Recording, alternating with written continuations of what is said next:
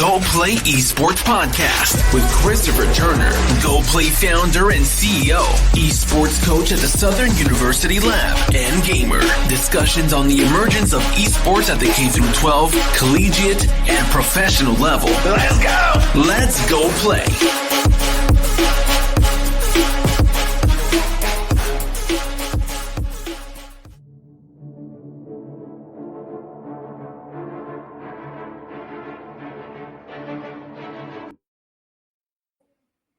This is your host, Christopher Turner of Go Play Esports. You know what it is. We come to you weekly with a special guest, special esports guest, a gaming individual that's in the space. Today is no different. We have Kwesi Hayford from all the way from Ghana. It's a pleasure to have this man on. He's extremely talented, extremely aggressive in the space of esports within Ghana. And I'm just proud to have him on and just proud to kind of get into some in-depth conversation about what's going on across seas and esports with our people over there. But before we do that, I got to give thanks to our sponsors, Vertigear, best gaming channel in the world. You know, if you ask me, you know, I always say that. I'm a big guy. I'm in that chair every day, all day. So go to vertigear.com and get a chair over there. Make sure you go to Control. Control is a new sponsor of ours, new partner. You go to control.com. That's CTRL, drinkcontrol.com. You put in code GOPLAYES. That's GOPLAY, GEAUX, PLAYES. You get a discount code, man. Control is a meal replacement drink. I love it. I like it. It tastes like the bottom of your cereal bowl. The Cinnamon Toast Crunch flavor is my favorite. But they also have cookies and cream. They have one that tastes like a Fruity Flakes. And they have some more flavors coming soon. So make sure you go over to drinkcontrol.com. And lastly, you know, T5C, the pretty much the glasses that you see me wear within this podcast. If you want some good gaming glasses, you want to protect your eyes, you go over there, man. That's T5C Gaming. That's T5CGaming.com. Same discount code, GOPLAYES. That's GOPLAYES. You go over there and get you some nice looking glasses, man, so you can protect your eyes but look great at the same time. Get you some swag. You can change the side of your glasses to green, purple, multicolors. I know my traditional podcast listeners can't see me right now, but it's pretty much my choice of eyewear for gaming glasses. And lastly but not least, going back to my traditional podcast listeners, we're on Apple, Spotify, Google Podcast, and iHeartRadio for your listening pleasure.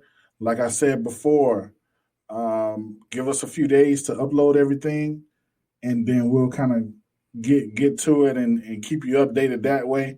But if you're coming in live right now, man, you know, we live every Monday. We live on LinkedIn, YouTube, Periscope, Twitter, and Twitch. So you can find us there. You can find us there by typing in Go Play ES. You know, we're uniform across the board, people. That's Go Play ES. GAUX PLAYES. And so with that said, we're gonna bring in Kwesi in a few seconds.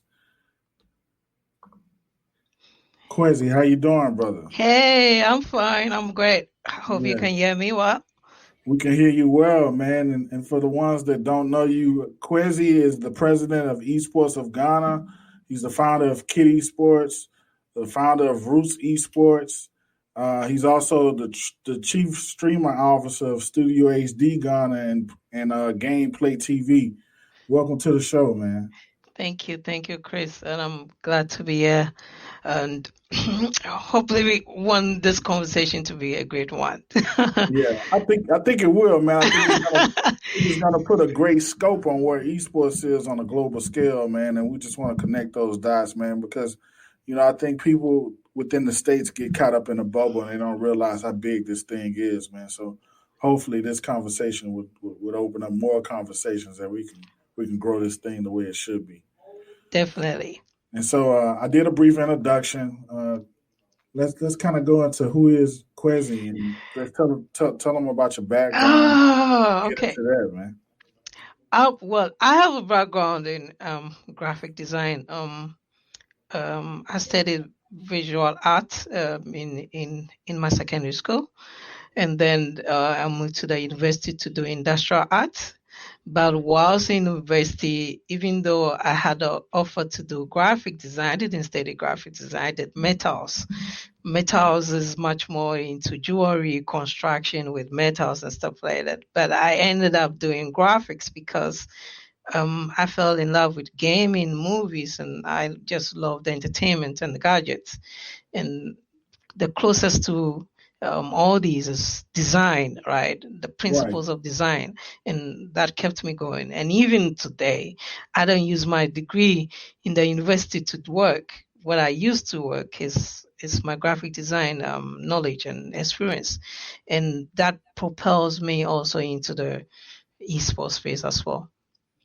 And so, being a creative, man, because you're talking my language when you start talking about design now.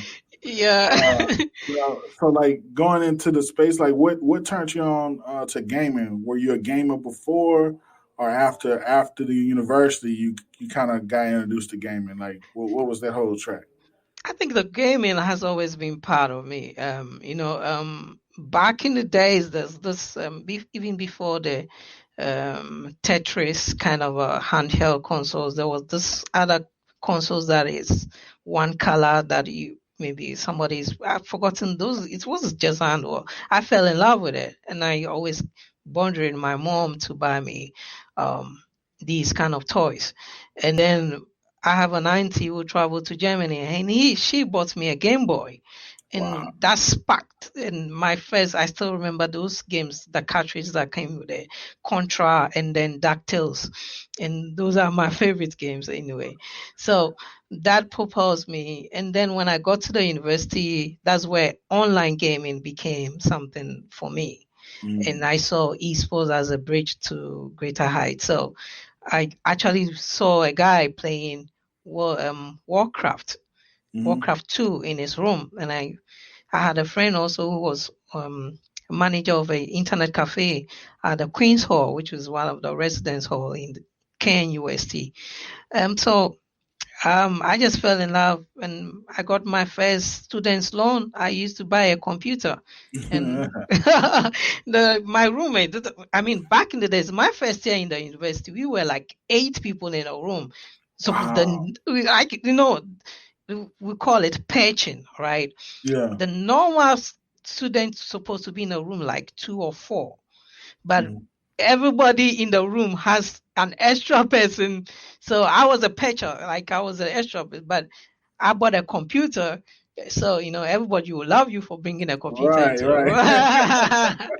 Yeah, so we started playing some games on those computers, and, one thing led to the other. We started organizing tournaments, and that's kicked it up for me. And after school, I kept doing, in my neighborhood, I started doing tournaments. That's why I didn't know that it was big in Europe and South Korea and US.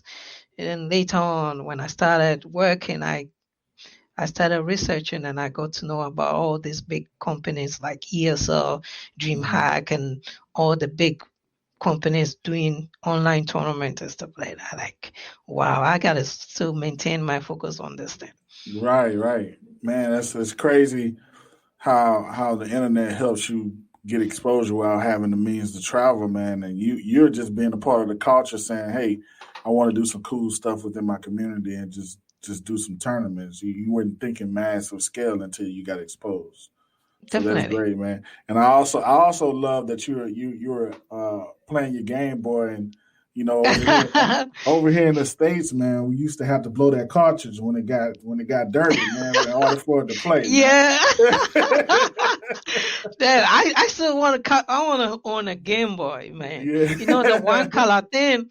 Then when it switched to the full color, I didn't really like that. I really liked the Game Boy and the other one. What was it? Is it Sega or something like that? Yeah. Nintendo. You know, those used to have some other stuff, but I then later on I got to hook up to PlayStation. In fact, Xbox was my thing. Wow. You know? And Halo 1, I play Halo 1 from beginning to end, Halo 2 from beginning to end, then Gears of War, you know. So all the Microsoft games that are really big, I really followed it up. And then on PC, it was much more Age of Empire than Warcraft. And those are the games that I still love to play because those games really gave me the fundamentals of who I am today. Because you need to manage, you need to be, you know, for instance, let's take Ages of Empire, which you learn so many things. I mean, you have to population control, you have to mine gold to build certain things. You have to create farms for your population. When your population gets to a certain limit, you have to decrease them, taking them to battle, you know. And you move from Stone Age to Iron Age to Bronze Age to different level, and that is management. Is like project management all in one. Critical thinking skills. Yeah, definitely. You know? And so, yeah, critical thinking skills. And so I got to ask you this question before we get on another topic. What are you playing now? Are you PC? Are you console? And what games are you playing right now, man? Because it sounds like to me you're still playing. Yeah, I still play. I'm on PlayStation now, PlayStation 4. Okay. And I'm not much more. I'm like a game enthusiast. Okay. I'm not into platform specifics. So I'm gonna say that I'm a PS4 guy or a Xbox guy, because on Xbox I like Gears of War, Halo, and all that. Got it. And then on PC I'm into Warcraft. Okay. And then currently I'm also getting into League of Legends because I needed to get into then also StarCraft as well. StarCraft is a classic. I play StarCraft, StarCraft as well. Then that also got me into Halo Reach, which is similar to, you know, you have to that strategy game kind of stuff. Yeah. Then on PlayStation, I try to play everything. So because on PlayStation I play much more FIFA because of, you know, FIFA is dominant. Yeah, the culture. Yeah, you have to maintain. Though I'm not the best gamer, but I think that, I mean, I try to play with the game as the young ones, and you know, they get a joy and excitement that they've beaten me. You know, the bragging right. Hey, I beat the president of esports, because I mean, you know, it's a bragging right. So exactly, it's kind of exciting, yeah. And so, you know, I wanted to get into, you know, I mentioned when I first introduced you, I mentioned Kitty Esports, and man, I have to tell you, you know, I told you before we started the show. For me, man, I love this initiative because I'm an educator first. You know, we're both creatives, but I think we both share a passion with teaching the next generation and exposing them to new things, man. And so let's talk about what Kitty is and what initiatives you've been doing as of late with Kitty Esports. Well, the idea for me for Kitty Esports was basically on the principle that the word play is for kids. The first thing that comes to mind when you talk about play is for kids. And play is a very powerful tool for kids to develop themselves. It's the very thing that leads to discovery. And every child is entitled to play. Right. And you see, it's a learning process for the child. And for me, I thought that, okay, what else can I do if I'm not doing esports? What can I pass on? What kind of transformation can I bring to the younger people to really experience that? So Kiddie Esports came back. So I said, okay, the best thing I can give to every child for the games they love to play, and there are examples of kids going to kids in a deprived community, giving them games and they're able to play from beginning to end, even though they can't read instructions. And I found that very, very interesting, that they cannot read the instructions of the game, but they're able to finish the game from beginning to end. Wow. And that is so powerful for me to discover that kids can use games to learn. So we added what we call the Read to Play project, where kids learn how to read or find ways to do creative stuff, and they get a chance to play games. And there's a reward system to this. They get also medals when they finish reading the books. So we extending this project to parents as well. So, my kids, for instance, before you can watch a cartoon, before you can play a game, you need to read me something before you can do that. Right. So, just to keep them, knowledge is powerful. True. Knowledge is powerful. So you give them the knowledge, and then, they should discover knowledge through playing. And that is what exactly that I'm trying to do here. And is the Kiddie Esports is not just projects. It's an initiative that I have a friend in Mali, who has taken the same project and is replicating it there. And we are certain about it. I have a friend in Zimbabwe is also doing the same thing. And we give books. We kind of I write to publishers to give me books. Then we give these books to the kids for free. And we follow them up to finish reading the books. We send them questionnaires based on the books. They finish, they send back the questions to us. We mark them. We check what percentage they get. And you can get a bronze medal, gold medal, or a silver medal. And, they can show those medals to their friends and say, hey, I read this book and I got this. And it's exciting. And it's a replication for all the guys. I also want to read a book to get to get a medal. Yeah. So that is a reward factor, right? Well, look, we gotta go ahead and bring Kitty to the States, man. I'll be your ambassador here in the United States, man. Why not? You could do it. It's an exciting thing. It can be replicated anywhere. And for me, it's to find people doing it. And at home, parents telling their kids, if you need to watch a cartoon or something like that, that small time, if you need to read our books, because we need to educate our kids very well. Yeah. And I was telling one leader that the reason why Africa is so backwards is because we haven't taken our time to learn and study and read. There's this saying that if you want to hide something from the black man, put it in a book. I think that's real. And I want that you change it. I want to change that. If you want to put it in a book, we will go into the book, and I'll start the kids reading the book. Right.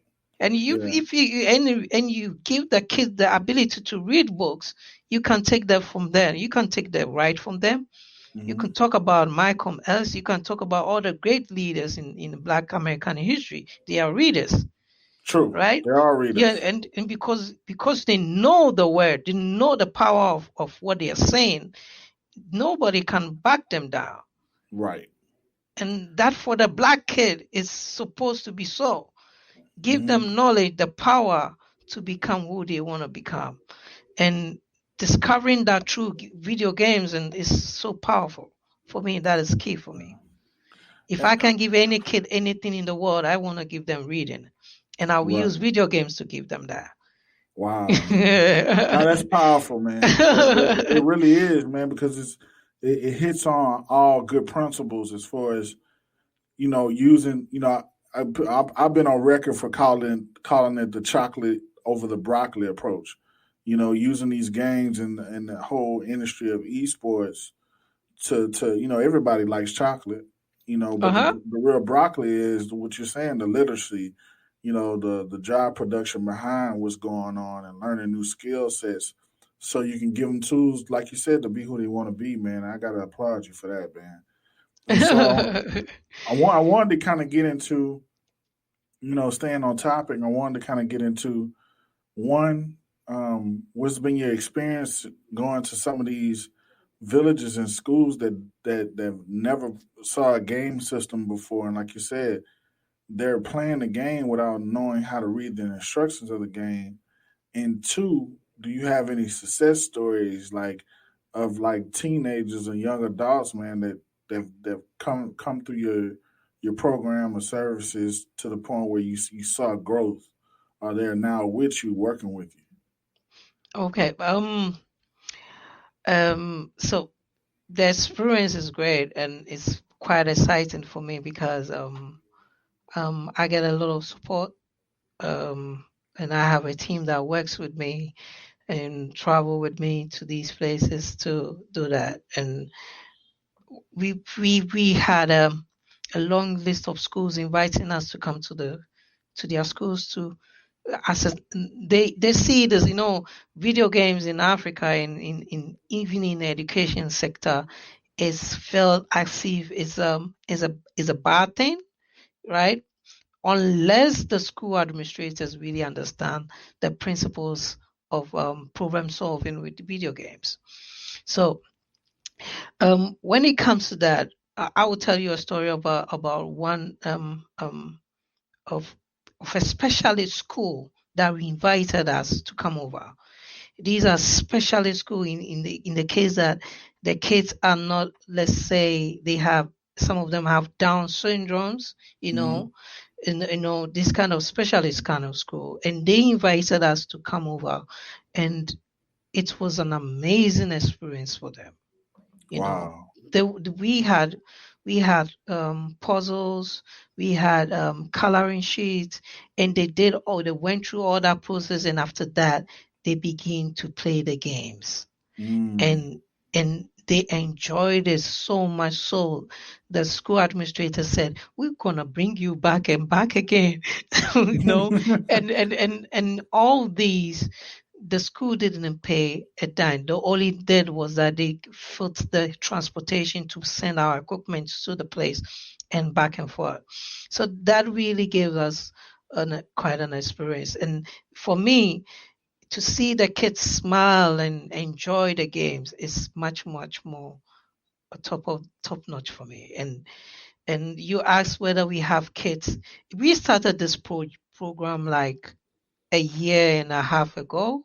I would say 2 years, but I mean, because of COVID, everything has become standstill because we deal with kids coming to a location to play, right? Mhm. And because of internet, the schools are not connected to internet mostly, so it's very difficult to reach to the kids by internet with this project that we are working on. So that has become a bit stalled now. We know the government has said that in January the schools can reopen. So Mhm. once the schools reopen, that we will know where. That is where we could really measure success.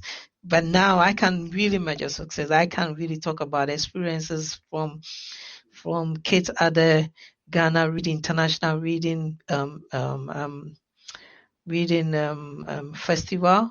Mhm.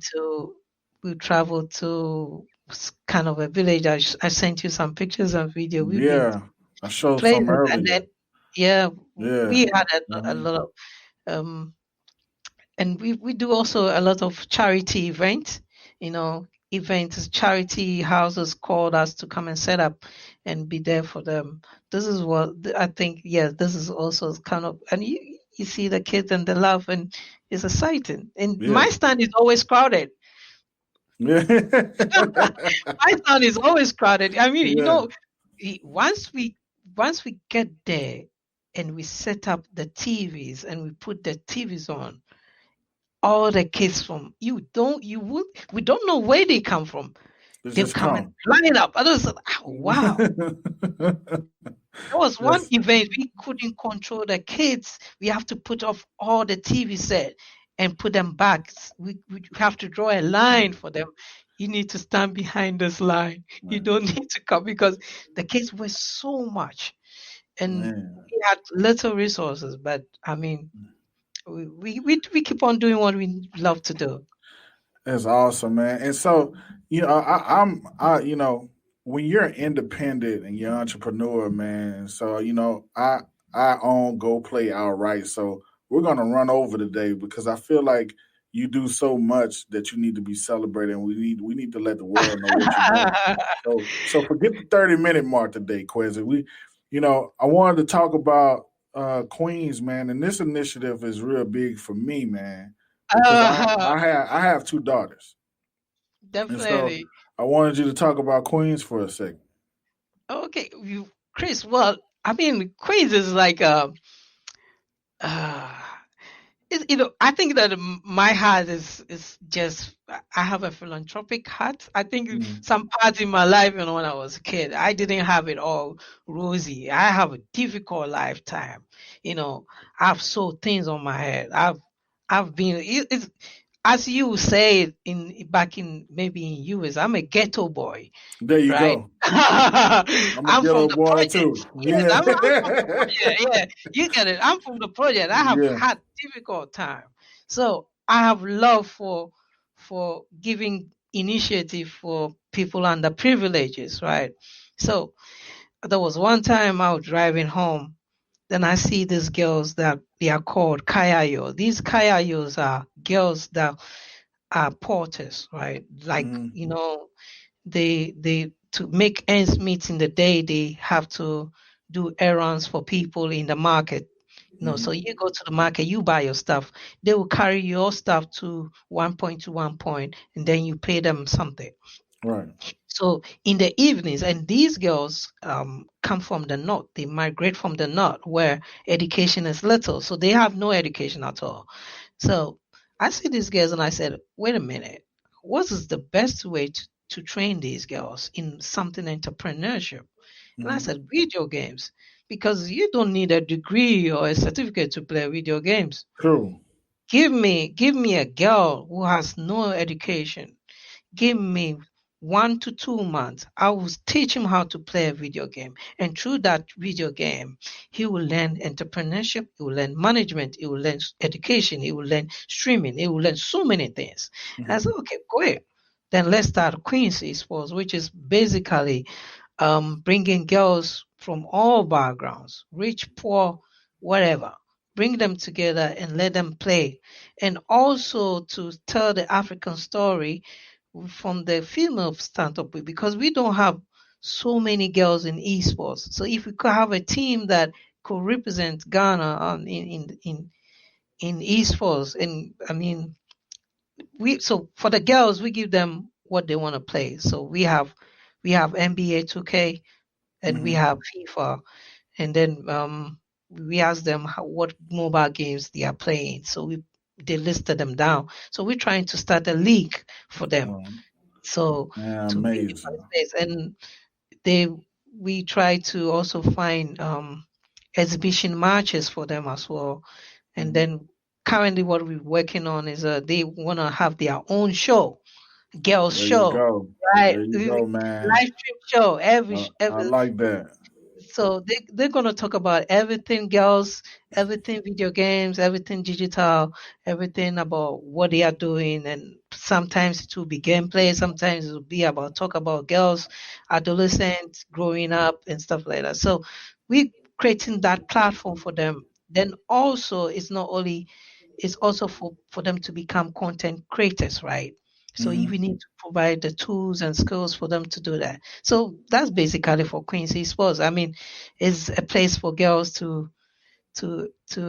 be empowered, to be educated. So we had I think about a month ago, we had a girls gamer jam where we trained them. It was basically training on live streaming, like what you're doing, So they could be there, like become like a Chris where you can host your own event. There you go. Oh, and we taught them about being confident in front of the camera, cyberbullying. We talked about that. We talk about so many things. So it's quite an exciting for the girls as well. Man, I pride myself on, here in the States, like building that pipeline from like pre-K to PhD, right? And then Yeah. to see you doing it, man, and hitting it on all cylinders, and you just you need to, you got to promise me something, Kwesi, that you take time and really look at what you've been able to build. I know you have a team around you. I know you have a team around you, and you have people involved with you, man. But just to have a vision to do something like this, man, to achieve it, man, and have it Oh, all well, going on all cylinders at the same time, it's a blessing, man. And I wish you the best. it's oh, I'm humbled, but Yeah. it's for people like you. You take our story and you want to show it to the world. Hey, this is what Kwesi is doing in Africa, Mm-hmm. or in Ghana. And I had a friend called Greg. Probably you should know him. You should bring him on your show one day.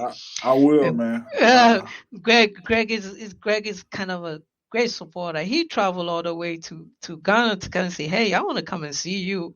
Yeah. And yeah, he Yeah. came to Ghana, and he's become like a patron to us, helping and pushing and trying to raise some funds from us from out there, and is people out there shouting out and rooting for us to do what we do, and I do all these things because I know that people are behind me, Yeah. right? And it's a great blessing to know that people are behind me and they support me in For that. I sure. wouldn't say that I'm rich. I'm not rich. I Mm-hmm. haven't gotten there yet. Right. But what we've started is foundation for greatness, Mm-hmm. and it's not only for me, it's for Yeah. people. I can Generations, testify. man. You asked me about what I've done. That one of my success story is to find a guy that came to me as a gamer, and now he's a full-time streamer doing streaming for corporate businesses, and he Man. learned all that through me. He's a tournament administrator. He can host a tournament and from beginning to end handle the tournament. And I considered and I'm like, whoa. Yeah. He sent me a message today. He said, boss, companies called me, said they want to do a live streaming, and they want so he doesn't have the equipment. He said, okay, I need a capture card. I need your camera to go and do that. I said, no worries, you can come and pick it up. Come pick it up. Yeah. And for me, it's a joy for me to know that what he has learned now is paying him back. Yeah. That he could get some money, then he could have better livelihood, you know, in doing that. And I find it's kind of a joy to see see him rise to that level. Yeah. And I hope that I could be able to offer that kind of training to many people. And That's that is awesome. my joy. That's awesome, man. And so, lastly but not least, where you hold a title as Mr. President, Mr. Oh President Kwesi. my. And Yeah, so, yeah, yeah. let's get into what Ghana Esports Association is, and then I go into this bill. If you don't know, you need to Google it. It's tournaments, it's exposure, it's shows, live streams. I've even saw pictures where you hold like massive events in parking lots with the tents, man, and the mobile play. Like it's some exciting stuff. So I want to kind of go into like what's your overall role at Ghana Esports Association, and what you're trying to Ah, accomplish with that. okay. So Ghana Esports is much more. It's an association. It's kind of much more like a trade association, Mm-hmm. founded by four great individuals from different backgrounds, and we all came together and said, "Hey, we needed to put structures in place. We needed to champion this together, this esports Ghana stuff together, is from Playbox. I will name them. Aaron from Playbox, Aaron Boating from Playbox, Kobne Uzi from Virtual Union, and Rex Dankwa from For Change. And these guys came together to myself, and we said we wanted to create an association that many people can join. And from 4 membership, now we are close to 40 membership. Wow. And that is amazing. And the last time I checked, I was like, wow. And even the 40, there are other people on probation waiting on the waiting list to come and join the association. So it's just an association that is championing esports. And we connecting also the grassroots. What we find out was that there's a lot of gaming centers, what we call gaming hubs or dens across communities. And these gaming centers doesn't have structures, right? So we provide the branding structures, all the structures, the regulations, being there, giving them the tools and what they can become. So we want them to become not just for people coming to pay and play, but we want them to become a community-oriented hub whereby it is not seen as a bad place for kids to go, but it's a training center for kids to go. So most of the time, parents find kids go to these places. I myself was beaten many times for going to a gaming center because for parents don't understand that gaming was a thing. And you go there and you come back and you are reported that you were seen in a game center, you'll be beaten. Wow. Because it's regarded, gaming centers were regarded as a place for vagabonds, for dropout, right? And we want to change that narratives. So we bring in these gaming centers. So most of Ghana Esports membership are gaming centers across the countries, and esports entity tournament organizers.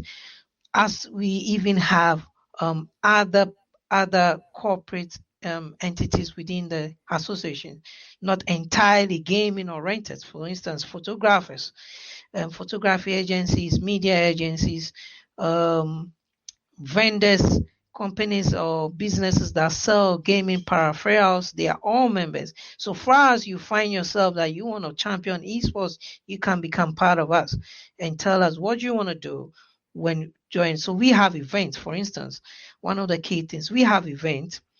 The photography is done by our member who cut the price of the cost of photographing the event into half because he's a member. And that's privilege, right? So those and they go to do photography for other members' events, and it could be free of charge, or it could be just say maybe a token for coming to do the event for them. And we have radio stations partnering us to do events for them. And that is for us as trade association. We also stand in the space to speak for the welfare of gamers across board, and championing that, speaking to telcos to give special maybe data bundles for gamers. And that is one of the core things that we're driving out. Like data internet data is expensive in Ghana. So we talking to the telcos. I mean, we talk about network connectivity that needs to be right. We championing that a space for ordinary gamers and businesses within the space as well.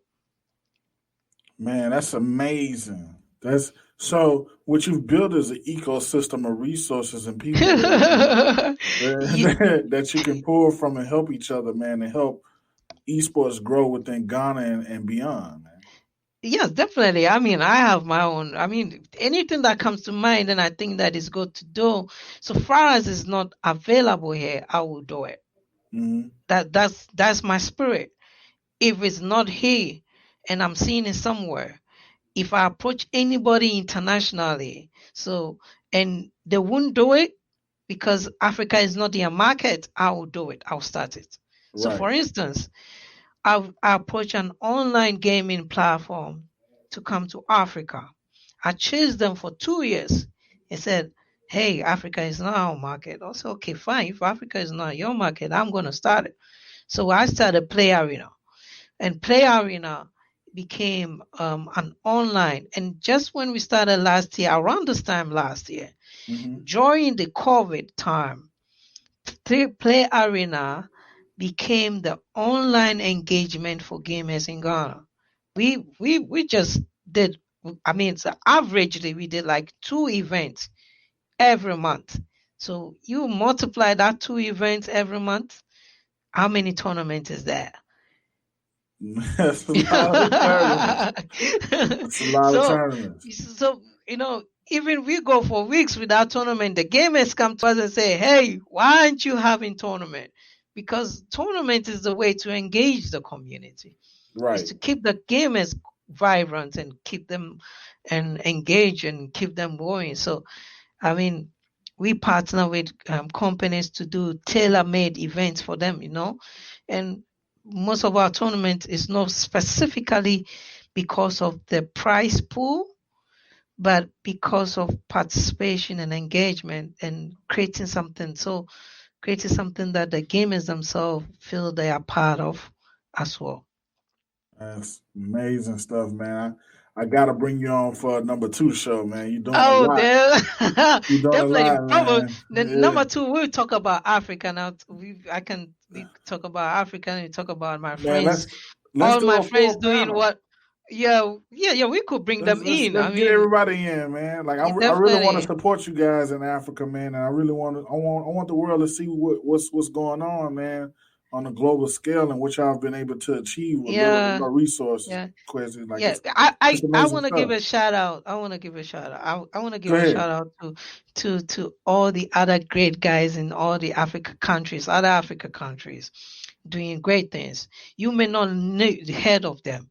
I may be standing here and talking, but they are great guys in other countries doing the same thing that I'm doing. Right. And I want to give shout out to them that, there are people, big esports platforms and news outlets don't talk about Africa, but there's so much happening. So I'm much more like the news feed for Africa. I have to make myself like that because I need to push whatever is happening in Africa needs to be heard. Yeah. And well, now you have a counterpart and a brother, man. Whenever you need to build that bridge and somebody needs to cross, I'll support them right here and go play esports, man. If I need to do one African guest a month, we'll get it done, man. We'll make sure we tell these stories of these amazing people, man. I'll get you a list of them. You can do all of them. I'll get you from north to east to south to west. I'll get you great active guys doing marvelous stuff on the Africa continent. And as you promised, one African guest. There you go. You got that. We've got a deal. One African guest a month. Don't worry. I'll give you names. Yeah. From all kinds. Is it game development? Is it female ladies in the space? Streamers. The whole nine. Educationalists. I'll get you all that. Yeah. And they are all there. And I know some of them are watching, and then so I got to be a man of my word and hold true to this. Definitely. Trust me, I will do it. Definitely. I'm excited about that. Lastly, I always give my guests a time to plug whatever they're doing and what they got going on. Tell them how they can reach you, how to get involved with the Ghana Esports Association, Kitty. Just run down the gauntlet of stuff that you're doing, man, and tell the people how they can reach you. Okay. All right. So most of the stuff that I'm doing, I'm LinkedIn. I'm a LinkedIn enthusiast because I was banned. I think I'm the first African to be banned on Facebook. Yeah. For streaming a video game. Streaming a video game. Facebook banned me for that. Wow. I mean, so once they banned me, I was like, LinkedIn is all that I want to stay. So all my stuff is on LinkedIn. I write articles. You can follow me on LinkedIn and you find me there. I'm also on Instagram at Kwesi and then on Twitter as well. But if you want to catch me on LinkedIn. That's where all my stuff is. Both for the Kiddie Esports, just type in Kiddie Esports on LinkedIn. You'll find some stuff that we've done and some materials there as well. Our website is not up yet, even though we have the domain name. We're still thinking of what will go into it, so it's still under development. But you should watch out for Kiddie Esports. Kiddie Esports is coming out with quite a cool stuff for kids and some educational material, online materials that we're putting down together for kids. So if you're a parent in Ghana and you want your child to be part of esports, we have an academy, kind of a boot camp that is coming up. Just look for it. It's coming. Awesome, I man. think, yeah.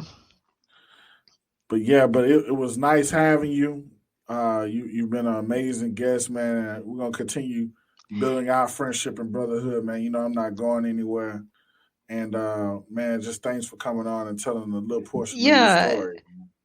Now, but Chris, before I go, I want to say that I have this thing that I said. I think that our brothers and sisters, Black African brothers and sisters in US or the Black American community have the most powerful tool and experience to transfer to Africa. And I say this to everyone, that if you are in a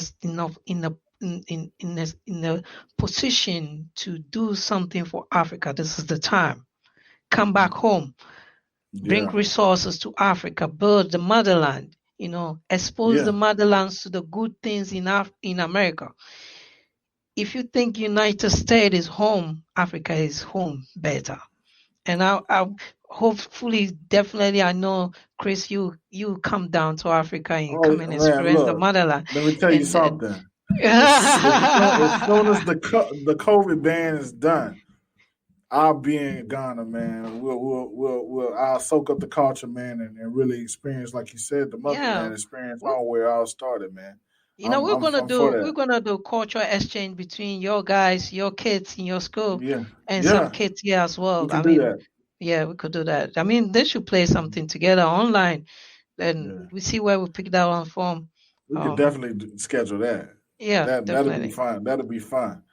And then when COVID clears, man, I'll come back. I'll come back and see what I've missed all my life. Definitely. Thank you so much for having me. This is great exposure. I don't take this. I take this as great initiative and as great push to Africa Esports myself, and the conversations that is to expose Esports Africa to the world. And I know this will go far. And anybody watching this years to come will come to understand that there's something happening in Africa. We need funding, we need resources, we need all that. And I don't speak this for myself. I speak this for every single person, every single esports leader in Africa. And we talk and we know that we go to, because the culture of technology hasn't been fully being understood by our leadership, like government leadership. So it's difficult doing esports in our terrain. And then, so this medium is just to push and create more awareness, as I said, for recognition and for sustainability. And thank you, Chris, for having me. No problem, man. Like I said before, blessings. And this won't be the last time we talk, man. Thanks for coming on. Thank you so much. That was our special guest for the day. That was Kwesi Hayford. Make sure you go follow Kiddie Esports on LinkedIn. You go search for Ghana Esports Gaming Association and every other thing he has going on. Like we said before, man, just thank you for tuning in. We were live on LinkedIn, YouTube, Periscope, Twitter, Twitch, all live today at Go Play ES. You can find the podcast, Go Play Esports Podcast, on Spotify, Apple Music, Google, Apple Podcasts, and Spotify, iHeartRadio as well. I think I might have said Spotify twice, but hey, it's been a pleasure. It's been a pleasure building that bridge from America to over to Ghana, to Africa, to the whole continent of Africa. Thank you for tuning in. Thank you for becoming new guest and family of the show. And I want to continue growing that relationship. You know what we say over here, man. Go play esports. This has been your host, Christopher Turner, and we'll see you next week.